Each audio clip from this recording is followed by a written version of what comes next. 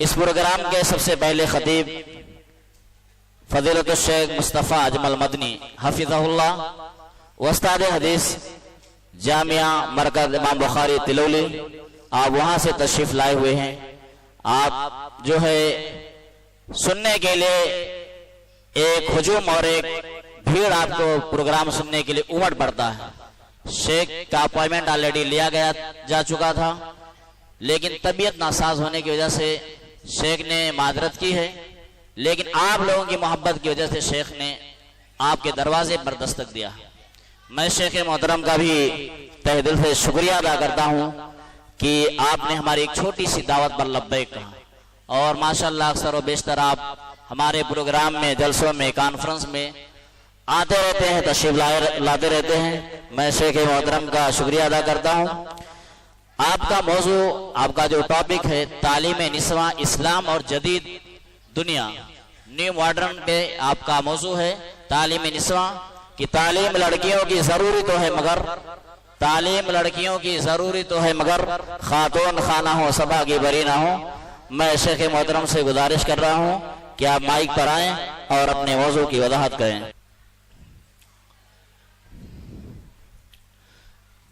السلام علیکم ورحمۃ اللہ وبرکاتہ۔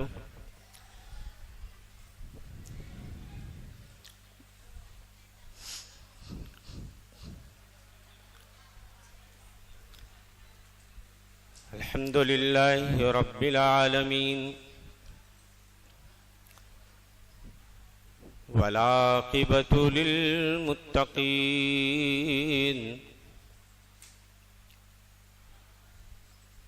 ولا عدوان الا على الظالمین واشهد ان لا اله الا الله وحده لا شريك له اله الاولين والآخرين قيوم السماوات والأرضين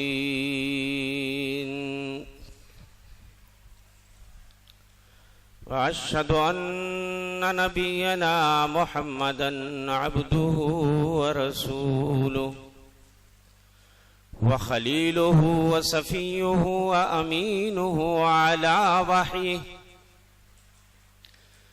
أرسله إلى الناس كافة بشيرا ونذيرا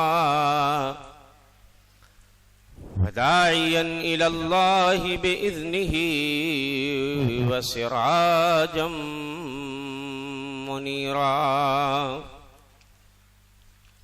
أما بعد فقد قال الله تعالى في كتابه الحكيم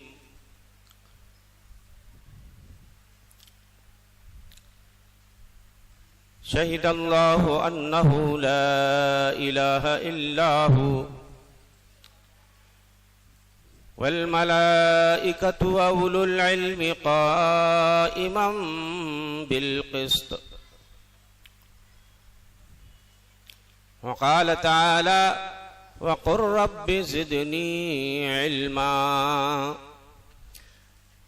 وقال النبي صلى الله عليه وسلم من يرد الله به خيرا يفقهه في الدين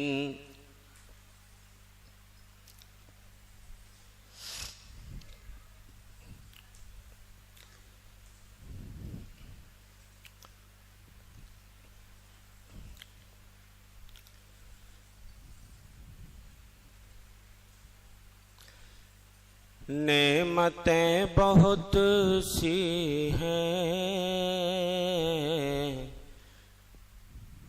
رب کے کارخانے میں، نعمتیں بہت سی ہیں رب کے کارخانے میں، علم سے بڑی دولت کچھ نہیں زمانے میں، ظلمتوں کے سائے میں منزلیں نہیں ملتی، ظلمتوں کے سائے میں منزلیں نہیں ملتی، علم کا نہیں ثانی راستہ سجھانے میں، علم کا نہیں ثانی راستہ بتانے میں، علم سے بڑی دولت کچھ نہیں زمانے میں، لڑکیوں کے پڑھنے سے گھر میں نور آئے گا، لڑکیوں کے پڑھنے سے گھر میں نور آئے گا، کاہلی نہیں کرنا بیٹیاں پڑھانے میں، کاہلی نہیں کرنا بیٹیاں پڑھانے میں، میں بتاتا ہوں اجمل کیا ملے گا پڑھنے سے، فائدہ بہت ہوگا رسم بد مٹانے میں، فائدہ بہت ہوگا رسم بد مٹانے میں، علم سے بڑی دولت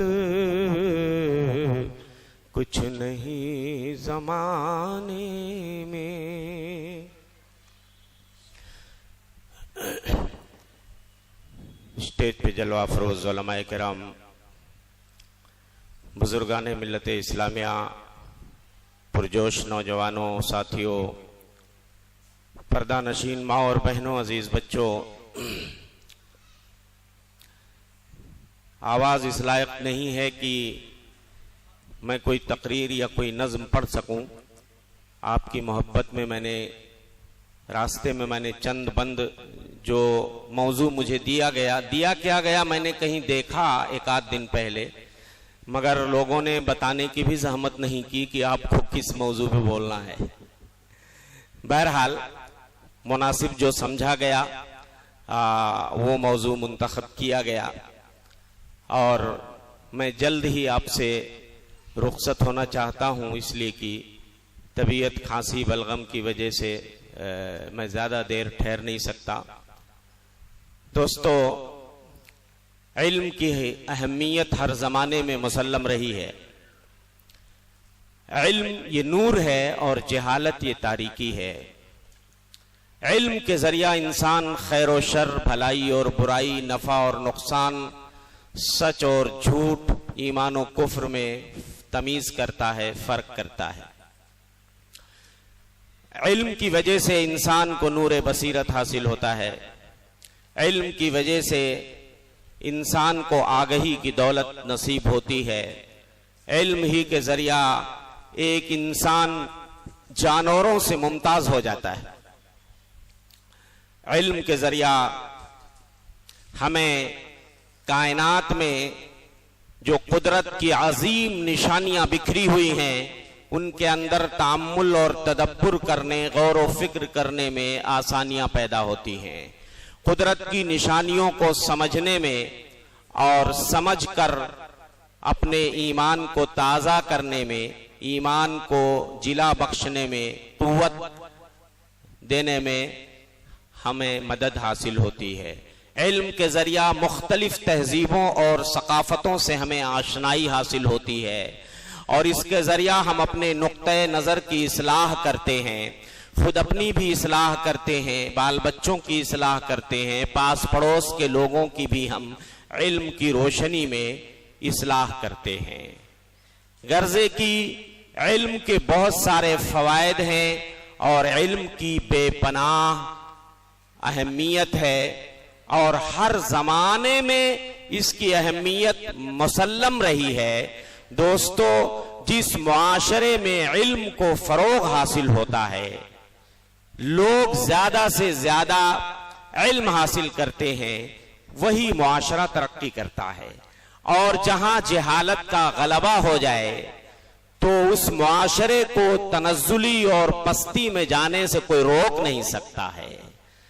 نیلسن منڈیلا نے کہا تھا کہ کسی ملک کو تاخت و تاراج کرنا ہے، برباد کرنا ہے، تو اس پہ ایٹمی بم گرانے کی ضرورت نہیں ہے، اس پہ میزائل مار کر اسے تباہ کرنے کی ضرورت نہیں ہے، اس کا تعلیمی معیار پست کر دو، وہ خود ہی مٹ جائے گا، وہ خود ہی برباد ہو جائے گا۔ تو دوستو، علم کی حیثیت ہر زمانے میں مسلم رہی ہے۔ دیکھیے، علم جو ہے بعض لوگوں نے اس کو دو حصوں میں تقسیم کیا ہے، ایک علم شرعی اور ایک علم دنیاوی۔ دوسرے لوگوں نے علم کی جو تقسیم کی ہے، علم نافع اور علم غیر نافع۔ ایک علم وہ جو نفع بخش ہوتا ہے، ایک علم وہ جو نقصان دیتا ہے، علم ضار یا علم غیر نافع۔ اور اسی تقسیم کو میں راجح سمجھتا ہوں کہ علم کو دو حصوں میں بانٹا جا سکتا ہے۔ جو علم ہم حاصل کرتے ہیں یا اپنے بچوں کو جو علم ہم سکھانا چاہتے ہیں، وہ علم نافع ہونا چاہیے، غیر نافع نہیں ہونا چاہیے۔ علم نافع، اس میں دینی علوم بھی آ جاتے ہیں، شرعی علوم بھی آ جاتے ہیں، اور دنیاوی علوم جو مباح ہیں، جس کی ضرورت ہے اور وہ کم از کم جائز ہیں۔ فزکس کا علم ہے، ٹیکنالوجی کا علم ہے، سائنس کا علم ہے، کیمیا کا علم ہے، طب کا علم ہے، حساب کا علم ہے، یہ سارے علوم نافعہ ہیں، نفع بخش ہیں، ان کی ضرورت ہے۔ لیکن دوستو، علم نافع میں جو ٹاپ گریڈ پہ جو علم ہے، بالکل ٹاپ پہ سب سے اشرف جو ہے، وہ ہے اللہ کے اسماء و صفات کا علم، اللہ کی معرفت، اللہ کی وحدانیت، اس کی الوہیت کا علم، کتاب و سنت کا علم۔ اس سے افضل علم کوئی نہیں ہو سکتا۔ ہمارے بچے ڈاکٹر بنے، انجینئر بنے، سائنسداں بنے، لائر بنے، سب کی ضرورت ہے، بلکہ ہماری بچیوں کو بھی ضرورت ہے۔ یہ ضرورت ہے کہ ہماری بیٹیوں میں کچھ طبیبہ بھی ہوں، ممرضہ ہوں، ڈاکٹر ہوں، تاکہ کم از کم ہماری بہن بیٹیاں وہ مردوں کے پاس نہ جا کر مسلم خواتین کے پاس اپنا علاج کرا سکیں۔ ضرورت ہے کہ ہماری صفوں میں ہماری بیٹیاں، ضرورت ہے کہ وہ سائنٹسٹ بھی بنے، ضرورت ہے کہ وہ لائر بھی بنے، ضرورت ہے کہ وہ دیگر علوم و فنون میں مہارت حاصل کریں۔ لیکن دوستو، سارے علوم وہ اگر حاصل کر رہی ہیں، لیکن دین کے جو فنڈامنٹلز ہیں، جو اساسیات ہیں، جو مبادی ہیں، جو بنیادی چیزیں ہیں، دین اور شریعت کے جو علوم ہیں، اگر اس سے ہماری بیٹیاں یا ہمارے بچے نا آشنا ہیں، انہیں پتہ نہیں ایمان کس کو کہتے ہیں، انہیں پتہ نہیں ایمان کے ارکان کتنے ہیں، انہیں پتہ نہیں اسلام کے ارکان کتنے ہیں، انہیں پتہ نہیں احسان کا مطلب کیا ہوتا ہے، انہیں پتہ نہیں نمازوں میں کتنے ارکان ہیں، انہیں پتہ نہیں نمازوں میں کتنے واجبات ہیں، انہیں پتہ نہیں نمازوں میں کتنے سنن و مستحبات ہیں، انہیں پتہ نہیں روزے کا طریقہ کیا ہے، انہیں پتہ نہیں زکوٰۃ دینے کا صحیح طریقہ کیا ہے، انہیں پتہ نہیں حج کرنے کا طریقہ کیا ہے۔ تو دین کے جو بنیادی اصول ہیں، اتنا علم تو حاصل کرنا سب کے لیے ضروری ہے۔ اللہ کے رسول صلی اللہ علیہ وسلم نے ایسے نہیں کہا تھا، طلب العلم فریضۃ علی کل مسلم، ہر مسلمان پر علم کا حاصل کرنا فرض ہے۔ یہاں پر کون سا علم مراد لیا گیا ہے؟ کتاب و سنت کے ذخیرے میں جس علم کے حصول کی ترغیب دلائی گئی ہے، ابھارا گیا ہے، زیادہ تر اس سے علم شرعی مراد ہے کہ جس کے حصول پر اجر و ثواب کا وعدہ کیا گیا ہے، وہ علم دینی ہے، اللہ کے اسماء و صفات کا علم ہے، اللہ کی وحدانیت کا علم ہے، اس کی الوہیت کا علم ہے، کہ جب اللہ کے بارے میں ہماری معرفت ہوگی، ہماری جو ہے جانکاری بڑھے گی، ہمارا علم پختہ ہوگا تو اللہ کا خوف اتنا پیدا ہوگا، اس کی خشیت پیدا ہوگی۔ امام بخاری نے کتاب العلم کے اندر ایک باب باندھا ہے، باب العلم قبل القول والعمل، اور سب سے پہلی آیت جو امام بخاری لائے ہیں، فَاعْلَمْ أَنَّهُ لَا إِلَهَ إِلَّا اللَّهُ، جان لو اللہ کے علاوہ کوئی معبود برحق نہیں ہے۔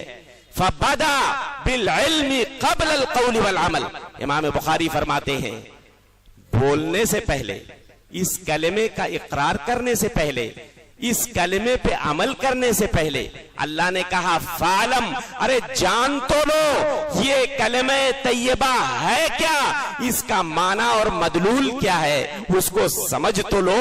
لا الہ الا اللہ کا پہلے معنی سمجھ لو، زبان سے اگر بولنا چاہتے ہو، دل سے اعتراف کرنا چاہتے ہو، پہلے اس کلمے کا معنی سمجھ لو۔ آج مسلمان زبانوں سے اشہد ان لا الہ الا اللہ واشہد ان محمد رسول اللہ بولتے تو ہیں، لیکن انہیں صحیح معنوں میں اس کے معنی کا ادراک نہیں ہے، اس کے معنی کا علم نہیں ہے۔ اسی لیے آپ دیکھیں گے مسلمان بہت سے مسجد میں آتے ہیں، کہتے ہیں ایاک نعبد و ایاک نستعین، اے اللہ ہم صرف تیری عبادت کرتے ہیں، تجھی سے مدد مانگتے ہیں۔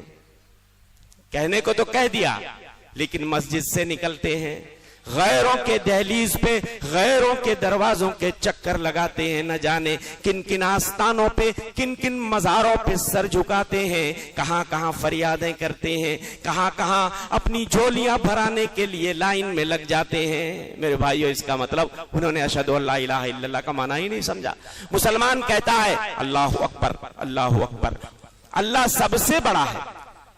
اللہ بڑا ہوتا تو آج مسلمان اللہ کی عظمت، اس کی کبریائی، اس کی بزرگی کی دھجیاں نہ بکھیرتے۔ اگر صحیح معنوں میں دلوں میں اللہ کی عظمت و بڑائی کا احساس ہوتا تو مسلمان اپنے اس سر کو کسی اور دہلیز پہ جھکاتا نہیں، کہیں بھی اپنے ہاتھ کو اٹھاتا نہیں، کسی پہ توکل نہیں کرتا، کسی پہ بھروسہ نہیں کرتا، کسی کو اللہ کو چھوڑ کر مشکل کشا حاجت روا نہیں سمجھتا، کسی کو داتا اور گنج بخش نہیں سمجھتا۔ اگر صحیح معنوں میں مسلمان کے دل میں اللہ کی کبریائی اور اس کی عظمت کے نقوش پختہ ہوتے صحیح معنوں میں، تو وہ جسارت نہیں کرتا کہ وہ اللہ سے جتنی محبت کرتا ہے اسی طرح وہ غیروں سے بھی محبت کرے، یا اس سے بڑھ کر محبت کرے۔ جس طرح اللہ سے ڈرنا چاہیے اس طرح وہ غیروں سے بھی ڈرے، اس کی وہ جرات نہیں کر سکتا ہے، غیروں کے نام کی قربانی نہیں کر سکتا ہے، غیروں کے دروں کے چکر نہیں لگا سکتا ہے۔ تو دوستو، یہ جہالت کا نتیجہ ہے۔ تو جب علم ہی نہیں ہوگا لا الہ الا اللہ کا، تو اس لیے اس کلمہ کے کہنے کا کوئی فائدہ بھی نہیں ملے گا۔ امام بخاری آگے کہتے ہیں، حدیثوں کے اندر آیا ہے، چونکہ یہ حدیث امام بخاری کی شرط پہ آگے نہیں ہے، اس لیے باب کے ترجمے میں امام بخاری اس کو لا رہے ہیں، اصل بنا کر نہیں لا رہے ہیں۔ کیا کہتے ہیں؟ العلماء ورثۃ الانبیاء، علماء انبیاء کے وارث ہیں، اور انبیاء دینار و درہم کے وارث نہیں بناتے۔ انما ورث العلم، انبیاء اگر وارث بناتے ہیں تو علم کا وارث بناتے ہیں۔ کس کا وارث؟ علم کا وارث بناتے ہیں۔ فمن اخذہ اخذ بحظ وافر، اگر کسی کو یہ علم مل جائے، اللہ اکبر، بہت بھاری خزانہ اس کے ہاتھ لگ گیا، بہت بڑی دولت اس کے ہاتھ لگ گئی، اس سے بڑی دولت اور کچھ نہیں ہو سکتی ہے۔ امام بخاری آگے روایت اور لاتے ہیں، من سلکا طریقا یلتمس فیہ علما سہل اللہ لہ بہ طریقا الی الجنہ، جو ایسے راستے پہ چلے، علم کے راستے پہ، علم سیکھنے کے لیے گھر سے نکلے، اللہ اکبر، بڑا اشرف راستہ ہے، بڑا اجل راستہ ہے، بڑا ہی میرے دوستو نظیف اور صاف ستھرا راستہ، بابرکت راستہ. جو اس راستے پہ چلتا ہے نا، اللہ اس کے لیے جنت کا راستہ ہموار کر دیتے ہیں. خاک چھانی ہے علماء محدثین نے پیارے رسول کی حدیثوں کو جمع کرنے کے لیے. پتا ہے آپ کو، آج حدیثوں کا ذخیرہ ہمارے پاس موجود ہے، آسانی کے ساتھ ترجمے بھی دستیاب ہیں. خاک چھانی ہے علماء نے، ایک ایک حدیث کو لینے کے لیے مہینوں کا سفر. حضرت جابر ابن عبداللہ ملک شام چلے جاتے ہیں ایک حدیث سننے کے لیے، مدینے سے ملک شام چلے جاتے ہیں ایک حدیث معلوم کرنے کے لیے. اور جیسے ہی وہ حدیث مل جاتی ہے، کون سی حدیث، جاتے ہیں وہاں پر ایک حدیث صحابی رسول کی خدمت میں. مجھے پتا چلا ہے آپ کے پاس ایک حدیث ہے، مجھے ڈر ہوا کہ کہیں یہ حدیث ضائع نہ ہو جائے، آپ دنیا سے چلے جاؤ. میں چاہتا ہوں کہ میں اس حدیث کو حاصل کر لوں. یحشر الناس یوم القیامت حفاتا عراتا غرلا. قیامت کے دن میدان محشر میں لوگوں کو ننگے پاؤں لایا جائے گا، ننگے بدن لایا جائے گا، اور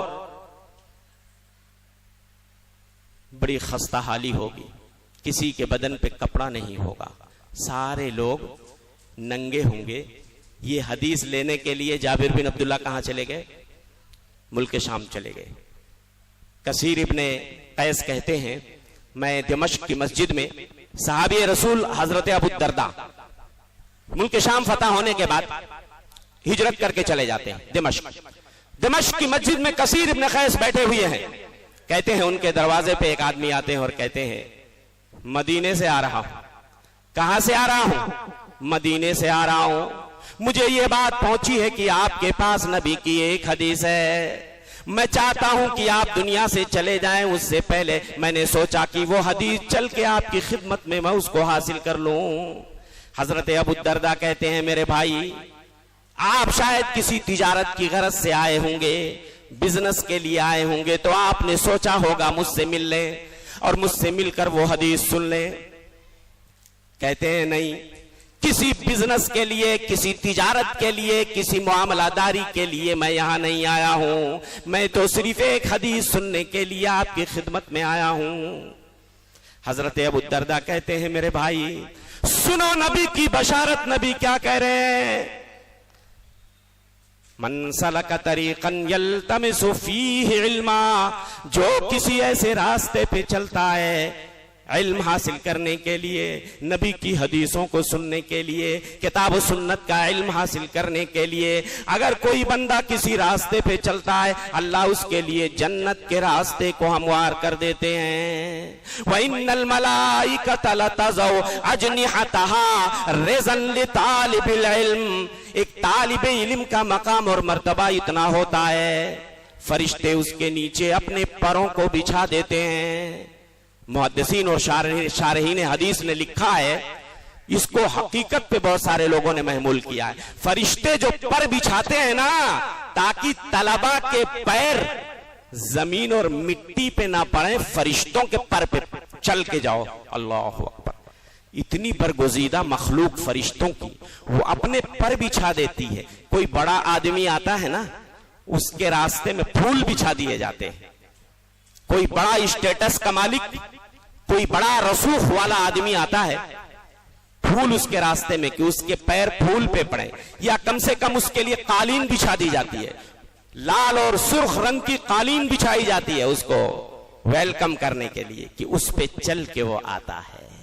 میرے بھائیو، یہ تمہارے پھول نچھاور کرنا، یہ تمہارا قالینوں کو بچھا دینا، یہ تو کچھ بھی نہیں ہے. یہاں تو جو دین کے راستے میں جو حصول علم کے لیے نکلتے ہیں ان کے لیے فرشتے اپنے پروں کو بچھا دیتے ہیں.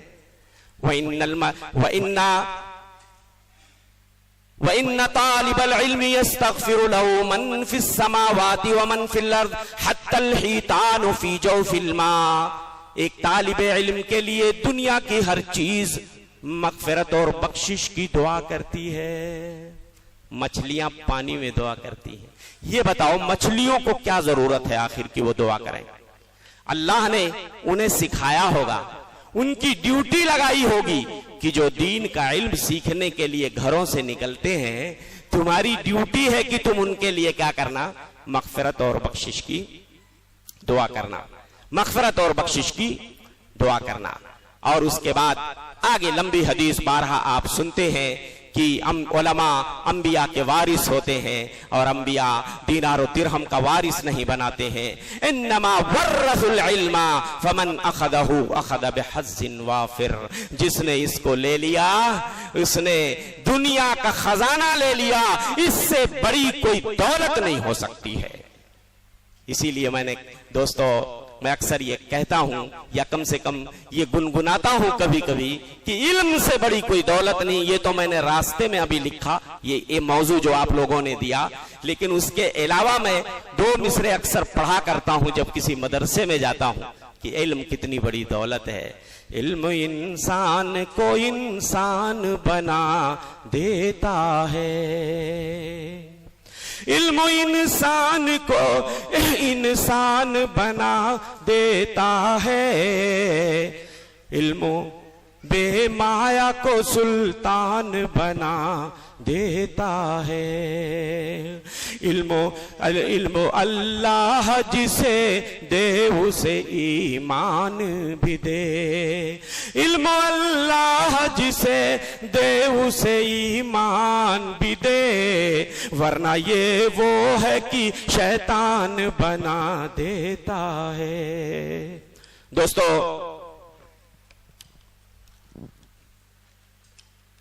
ابھی میں اپنے موضوع کے جو دوسرے حصے پہ، یہ تو علم کی تھوڑی سی ایک فضیلت، امام بخاری کا یہ چیپٹر خالی پڑھ لیجئے، صحیح بخاری کتاب العلم میں کئی آیتیں امام بخاری لائے ہیں۔ امام بخاری وہیں آگے یہ روایتیں کوٹ کرنے کے بعد جو باب کے ترجمے میں لائے ہیں، علم کی فضیلت بیان کرنے کے لیے امام بخاری اس آیت کریمہ کا خصوصیت کے ساتھ ذکر کرتے ہیں۔ انما یخشى اللہ من عبادہ العلماء، سب سے زیادہ اگر کوئی اللہ سے ڈرتا ہے تو وہ علماء ہیں۔ کیوں علماء ڈرتے ہیں بھائی؟ جو علماء ربانیین ہیں اللہ سے سب سے زیادہ ڈرتے ہیں۔ کیوں؟ اس لیے کہ ان کے پاس اللہ کے اسماء و صفات کا علم ہوتا ہے، اللہ کی وحدانیت اور الوہیت کا علم ان کے پاس ہوتا ہے، اس لیے اللہ کا خوف، اللہ کی خشیت علماء کے دلوں میں زیادہ ہوتی ہے۔ آگے امام بخاری یہ آیت کریمہ بھی لاتے ہیں، وَمَا يَعْقِلُهَا إِلَّا الْعَالِمُونَ، صحیح بخاری کتاب العلم سے میں یہ پڑھ رہا ہوں، وَمَا يَعْقِلُهَا إِلَّا الْعَالِمُونَ، کہ یہ قرآن میں اللہ نے جو مثالیں بیان کی ہیں نا، جو مثالیں، ان مثالوں کو عالم سمجھتے ہیں۔ اور ایسے امام بخاری اور ایک آیت لاتے ہیں، وَقَالُوا لَوْ كُنَّا نَسْمَعُ أَوْ نَعْقِلُ مَا كُنَّا فِي أَصْحَابِ السَّعِيرِ، جہنمی جہنم میں جب جلیں گے تو کہیں گے کاش کہ ہم نے صحیح طور سے سنا ہوتا، سمجھا ہوتا، سیکھا ہوتا، قرآن و سنت کا علم حاصل کیا ہوتا تو آج ہم جہنم میں نہ جل رہے ہوتے۔ اس کے بعد امام بخاری یہ حدیث لاتے ہیں صحیح بخاری کے کتاب العلم میں، من یرد اللہ بہ خیرا یفقہہ فی الدین، اللہ جس کے ساتھ بھلائی کا ارادہ کرتا ہے اس کو دین کی سمجھ عطا کر دیتا ہے۔ اور اس کے بعد فرماتے ہیں انما العلم بالتعلم، کیا فرماتے ہیں امام بخاری صحیح بخاری کتاب العلم؟ انما العلم بالتعلم، علم آتا کیسے ہے؟ علم سیکھنے سے آتا ہے، انما العلم بالتعلم۔ اور آگے چل کر امام بخاری اپنے اسی باب کے اندر حضرت ابو ذر کا وہ قول بھی لاتے ہیں کہ حضرت ابو ذر فرماتے ہیں اگر میری کھوپڑی پہ چمکتی ہوئی تلوار رکھ دی جائے، لو وضعت السمسامۃ علی راسی، میری کھوپڑی پہ چمکتی ہوئی تلوار جلاد لے کر کھڑا ہو جائے، ابھی تیری گردن مار دوں گا۔ اگر میرا یہ گمان ہے کہ ایک کلمہ جو میں نے نبی سے سنا ہے، ایک کلمہ، ایک حدیث، ایک بات جو میں نے نبی سے سنی ہے، اگر میں دوسرے کو ریفر کر سکتا ہوں، دوسرے کو پہنچا سکتا ہوں، موت میری آنکھوں کے سامنے رقص کر رہی ہے، موت ناچ رہی ہے، جلاد لے کر کے تلوار کھڑا ہے، لیکن ایک کلمہ جو میں نے پیارے نبی سے سیکھا ہے، اگر میرے اندر طاقت ہوتی لَأَنفَذْتُهَا، میں اس کو ضرور ریفر کر دیتا، دوسرے کو سنا دیتا۔ اسی لیے نبی فرماتے ہیں نذر اللہ امرأ سمع مقالتی، اللہ خوش رکھے اس کو جس نے میری بات سنی، میری حدیث سنی، فوعاہا وحفظہا کما سمعہا، جیسا سنا یاد کر لیا، اور اس کو وعداہا کما سمعہا، جیسا سنا ریفر کر دیا، فرب مبلغ او عام سامع، بہت سارے لوگ جنہیں کوئی بات پہنچائی جاتی ہے سننے والے سے زیادہ اس کو، آپ یہاں کوئی بات میری اس وقت سن رہے ہو، کوئی آیت کوئی حدیث میں کوٹ کر رہا ہوں، آپ اس کو یہاں یاد کر کے دوسرے کو جا کے بتاؤ گے، کچھ دنوں کے بعد ایسا ہو سکتا آپ بھول جاؤ، اور جس کو آپ نے بتایا وہ پکڑ کے بیٹھ جائے، آپ بھول سکتے ہو۔ اس لیے نبی کیا کہہ رہے ہیں، رب مبلغ او عام سامع، بہت سارے لوگ جن کو بات پہنچائی جاتی ہے سننے والے سے زیادہ یاد کرتے ہیں۔ تو دوستو، تعلیم کی اہمیت بہت زیادہ ہے، خاص طور سے میں نے کہا دینی تعلیم کی اہمیت مسلم ہے اپنی جگہ پر، لیکن اس سے پہلے کم از کم دین کے جو فنڈامنٹلز ہیں، دین کے جو اساسیات ہیں، جو مبادی ہیں، جو بنیادی چیزیں ہیں، ہمیں اپنے بچوں کو سکھانا پڑے گا، اور بالخصوص لڑکیوں کو۔ بھئی لڑکیوں کو دین کا علم سکھانا کیوں ضروری ہے میرے بھائیو؟ اس لیے بھی ضروری ہے، جس دور میں ہم اور آپ زندگی گزار رہے ہیں نا، فتنوں کا دور ہے، برائیاں قدم قدم پہ ہیں، فواحش ہیں، منکرات ہیں، اخلاقی خرابیاں ہیں، چاروں طرف ننگا پن کا ایک ناچ ہے۔ دوستو، راستوں پہ ایمان کے لٹیرے بیٹھے ہوئے ہیں، ایمان کے سوداگر بیٹھے ہوئے ہیں، ایمان کو توڑنے والی، ایمان کو کمزور کرنے والی اور ایمان میں ضعف پیدا کرنے والی اتنی چیزیں وجود میں آ گئی ہیں۔ ایسے میں ایمان اسی وقت سلامت رہ سکتا ہے جب بچیاں پڑھیں گی۔ کیا کریں گی؟ پڑھیں گی، اس سے ایمان میں اضافہ ہوگا۔ اسی لیے ابھی میں نے کہا علم سے بڑی دولت کچھ نہیں زمانے میں، نعمتیں بہت سی ہیں رب کے کارخانے میں، اور ظلمتوں کے سائے میں منزلیں نہیں ملتی، علم کا نہیں ثانی راستہ سجھانے میں۔ تو اگر چاہتے ہو کہ ہماری بیٹیوں کے سینے میں ایمان کا نور پیدا ہو، جس نور میں، جس روشنی میں وہ اپنی منزل کو تلاش لے، اللہ کی جنت کو حاصل کرنے میں کامیاب ہو جائیں، ضرورت اس بات کی ہے کہ بچیوں کو دین کا علم سکھائیے۔ جگہ جگہ نسواں اسکول قائم ہو رہے ہیں، آپ کے یہاں بھی ادارہ چلتا ہے، الحمدللہ یہاں بھی بچیاں بھی پڑھنے کے لیے آتی ہیں، مکتب کی اچھی تعلیم ہو رہی ہے۔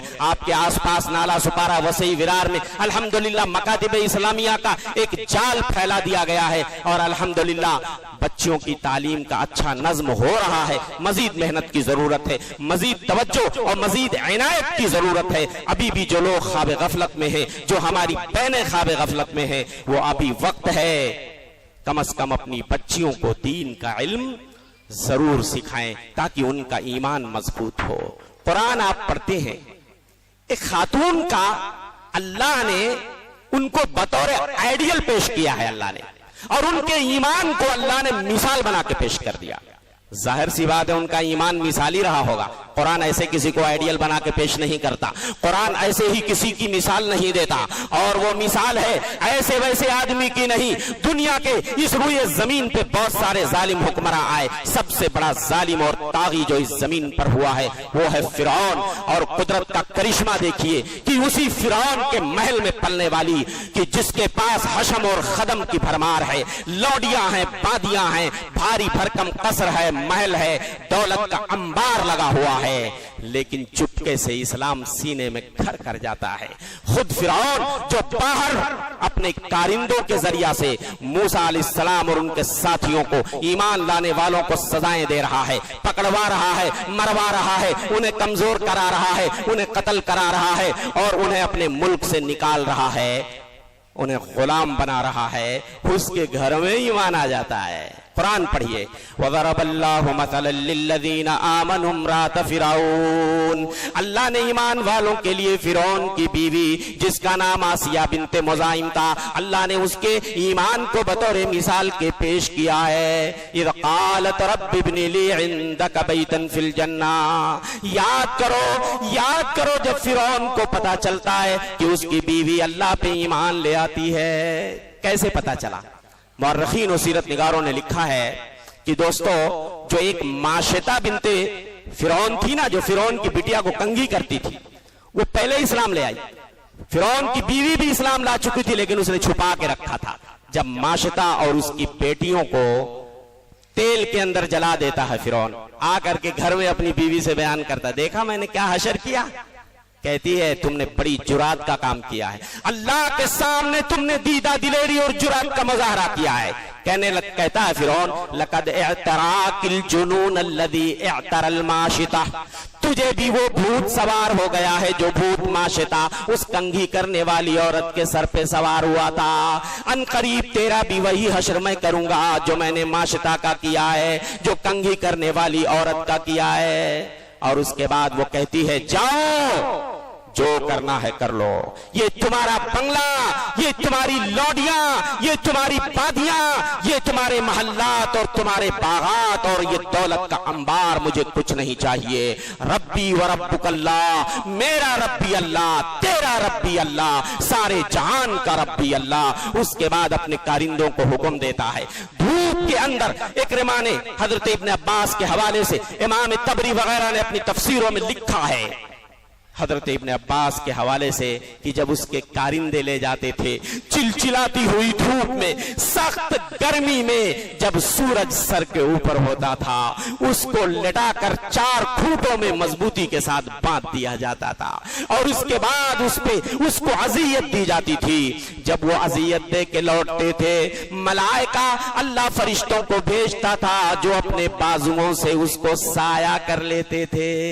جب اس نے دیکھا اللہ اتنی عزت دے رہا ہے تو فرعون کی بیوی آسیہ بنت مزاحم دعا کرتی ہے رب ابن لی عندک بیتا فی الجنہ، او میرے پروردگار میرے لیے جنت میں ایک گھر بنا دیجیو. ونجنی من فرعون وعملہ، فرعون اور اس کے عمل سے مولا مجھے نجات دے دیجیو. ونجنی من القوم الظالمین، اللہ ظالم قوم سے مجھے نجات دے دے.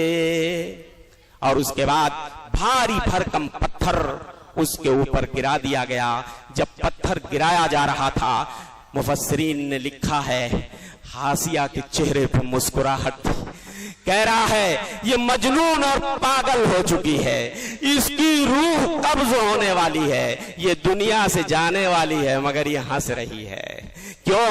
اللہ نے آسیہ کو ان کا محل، ان کا گھر جنت میں دکھا دیا تھا.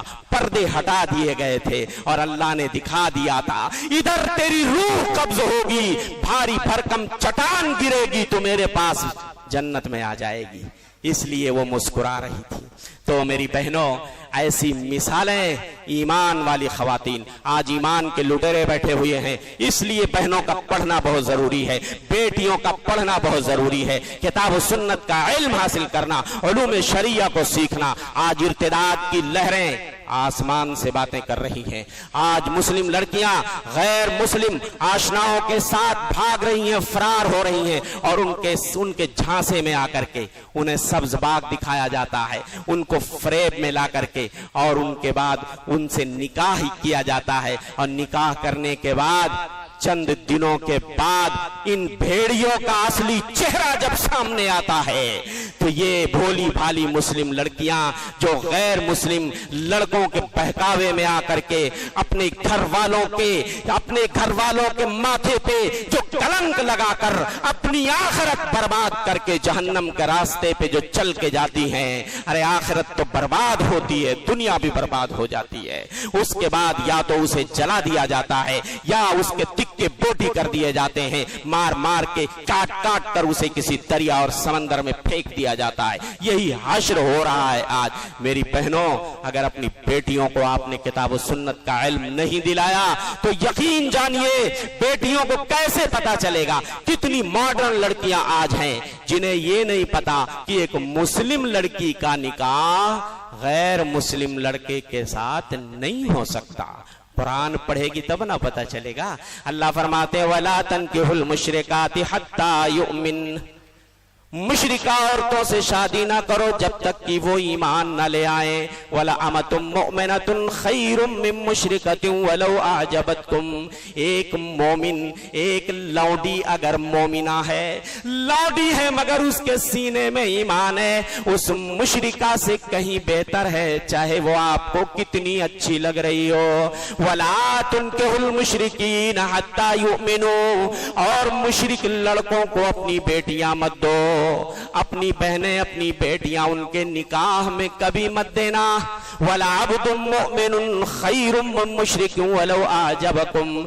एक अगर गुलाम लड़का है मगर मोमिन है, उसके सीने में ईमान है, वो कहीं बेहतर उस मुशरिक से है। अल्लाह के रसूल सल्लल्लाहु अलैहि वसल्लम फरमाते हैं, मन कानत इंदहु अमा, किसी के पास आजाद की तो बात रहने दीजिए, लौंडी है अगर लौंडी, फ़अद्दबहा फ़अहसन तादीबहा, अदब सिखाया, अच्छा अदब सिखाया, वअल्लमहा फ़अहसन तालीमहा, इल्म सिखाया, अच्छा इल्म सिखाया, फ़अतक़हा फ़तज़व्वजा, आजाद करके उससे निकाह कर लिया, फ़लहु अजरान, क्या मिलेगा? डबल अजर मिलेगा। नबी फरमाते हैं, मन कान लहू सलासो बनातिन, 3 लड़कियां अगर अल्लाह दे दे, कितनी? 3 लड़कियां दे दे किसी को अल्लाह, फ़अद्दबहुन्ना वज़व्वजहुन्ना वअहसन सुहबतहुन्ना फलहुल जन्ना। 3 लड़कियां अगर अल्लाह किसी को नवाज दे और वो उनको अदब सिखाए, इस्लामी अदब सिखाए, इस्लामी तालीम उसको दिलाए, शादी कर दे, हुस्ने सलूक का मुजाहरा करे, उसके लिए जन्नत है। आज एक लड़की, एक बेटी अगर वो पढ़ेगी, दीन का इल्म हासिल करेगी, तो उसको पता चलेगा बीवी बनने के बाद कि एक शौहर का हक क्या होता है।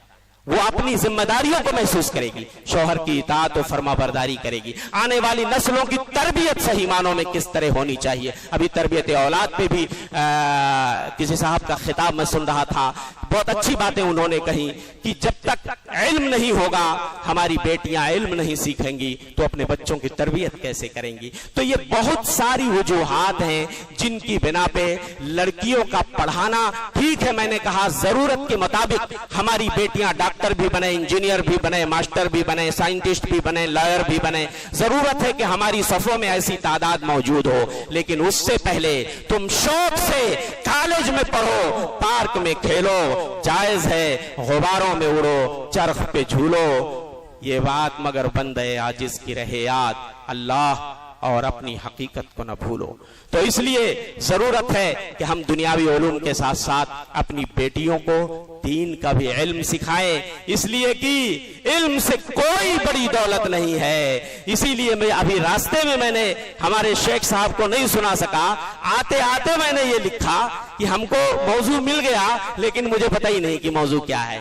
तो नेमतें बहुत सी हैं रब के कारखाने में, इल्म से बड़ी दौलत कुछ नहीं जमाने में, जुल्मतों के साए में मंजिलें नहीं मिलती, इल्म का नहीं सानी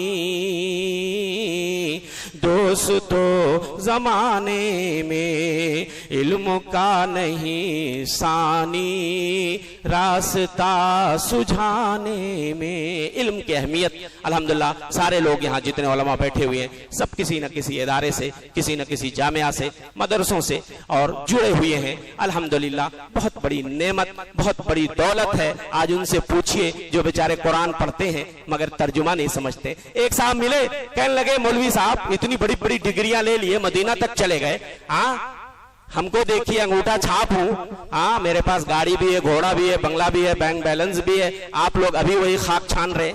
अभी भी वही खाक छान रहे हैं, नौकरी कर रहे हैं, दर बदर की ठोकरें खा रहे हैं, तो आपके पढ़ने से क्या हुआ?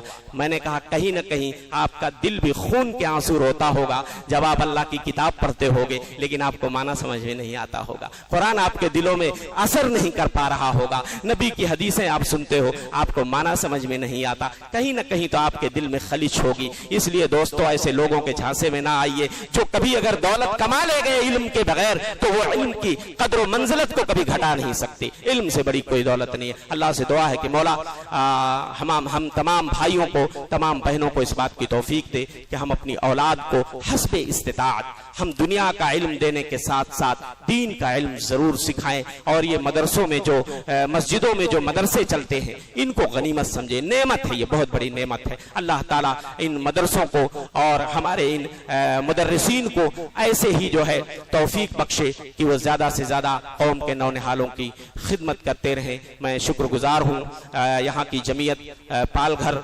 और मस्जिद व मदरसा दारुल हुदा साथे वली का कि उन्होंने बरसात के मौसम में मेरे ख्याल पिछले साल भी ऐसे ही हुआ था, लेकिन उसके बावजूद भी अल्हम्दुलिल्लाह यहाँ बरसात का कोई असर नहीं होता। यहाँ हर मौसम सुहाना रहता है, किसी भी मौसम में प्रोग्राम होता है अल्हम्दुलिल्लाह, लोग उमड़ के आते हैं, सुनते हैं, फायदा उठाने की कोशिश करते हैं। अल्लाह सबको खैर दे। मैं अपनी नासाजी तबाह के बावजूद भी थोड़ी देर आपके सामने ठहर चुका अल्लाह के फजल और एहसान से, और उसके बाद मैं आपसे रुखसत होऊंगा। अल्लाह ताला सबकी कोशिशों को कबूल फरमाए। आमीन। मा तौफीक इल्ला बिल्लाह। सल्लल्लाहु अलैहि मोहम्मद। अस्सलामु अलैकुम व रहमतुल्लाहि व बरकातहू।